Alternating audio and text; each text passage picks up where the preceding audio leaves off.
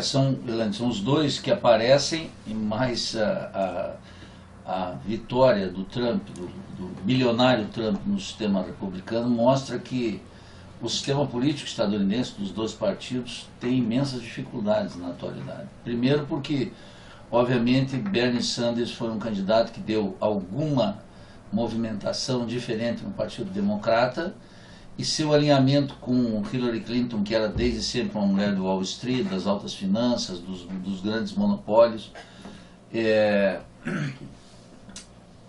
tirou a esperança de muita gente que pensava que por dentro do Partido Democrata poderia haver uma renovação. Isso está por terra, caiu por terra, não há nenhuma possibilidade. E Trump já foi filiado no Partido Democrata, já foi filiado no Partido Republicano, já saiu e agora voltou. Mostra que o seguinte: o sistema político gringo, que é admirado aqui como sistema democrático, conta efetivamente numa primária dos dois partidos quem tem dinheiro. O dinheiro é que determina. O dinheiro e os grandes caciques dos dois partidos.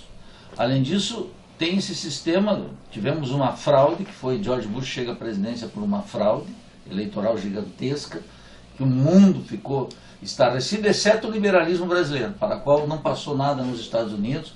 O sistema goza de boa saúde, é o paraíso da democracia e dos mercados. É o mundo livre. É um mundo livre, finalmente. Que é uma dose de cinismo, canalice e ignorância sobre como funciona o sistema dentro dos Estados Unidos.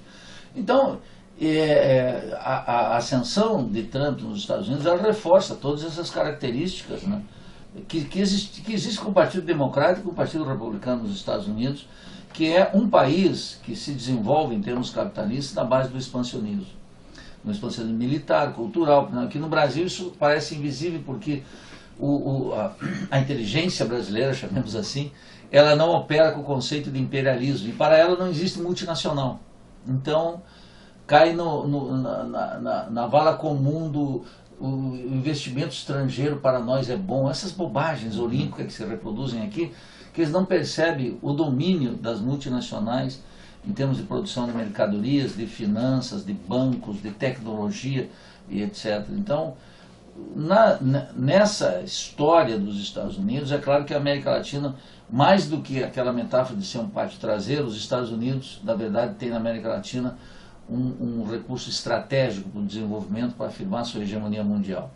Foi muito agressivo com Obama, como sempre, é da natureza da presidência imperial, como o Valdir muito bem mencionou aqui, e será também agressivo com Trump, ainda que pareça, porque há um contraste entre o multibilionário e o primeiro negro na presidência dos Estados Unidos, há um contraste, parece que há uma regressão. Na verdade, não há regressão alguma, e o que nós precisamos na América Latina é ter consciência do imperialismo e ter consciência de que nós precisamos criar força compatível para enfrentar essa agressividade que é sempre presente nos Estados Unidos.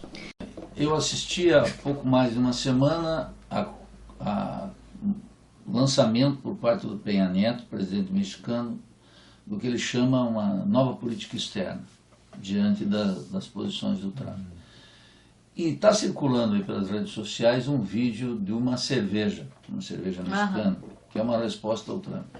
A resposta da cerveja é mais lúcida e radical que a do presidente do México, que, diante da ofensiva do Trump, não fez mais do que mostrar sua covardia, o grau de dependência do país, e como um país que jogou todas as suas fichas para ser quase um Porto Rico grande, que foi o que o México fez com o NAFTA, transnacionalizando todo o seu comércio, liquidando com a indústria, a agricultura, etc. e tal, tendo um grau de dependência com o comércio exterior dos Estados Unidos que é acima de 80%, e que depende imensamente, às vezes a remessa de divisas por força dos imigrantes, ela é uma fonte de receita tão importante quanto a receita petroleira, a renda da terra. Então você veja que o que eu quero dizer com a reação de Peña Nieto, que é um presidente de quinta categoria e de baixíssima popularidade, um entreguista completo, é que a resposta da classe dominante latino-americana vai ser de alinhamento com os Estados Unidos, com pequenas contradições, mas ela vai continuar jogando suas fichas com Washington.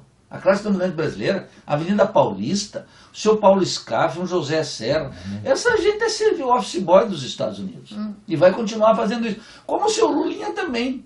toda essa gente do establishment brasileiro, eles são alinhados com isso, em pequenas coisinhas para diferenciar. Mas no essencial, o establishment latino-americano vai continuar jogando suas fichas.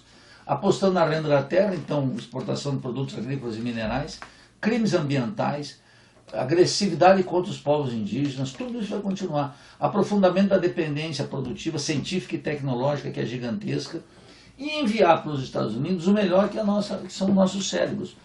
Eu estava vendo os dados aí, em geral, os dados da Fundação Nacional de Ciência dos Estados Unidos, de 50% a 60% dos doutores que se formam lá nos Estados Unidos são estrangeiros.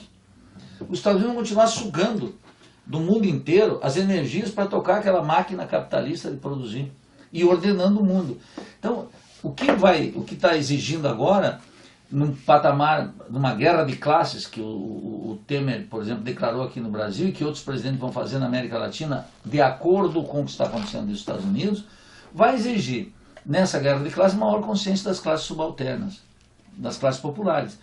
E o protesto político que nós fizemos até agora, que foi importante como forma de resistência, as pequenas alternativas, etc., são insuficientes para esse novo tempo.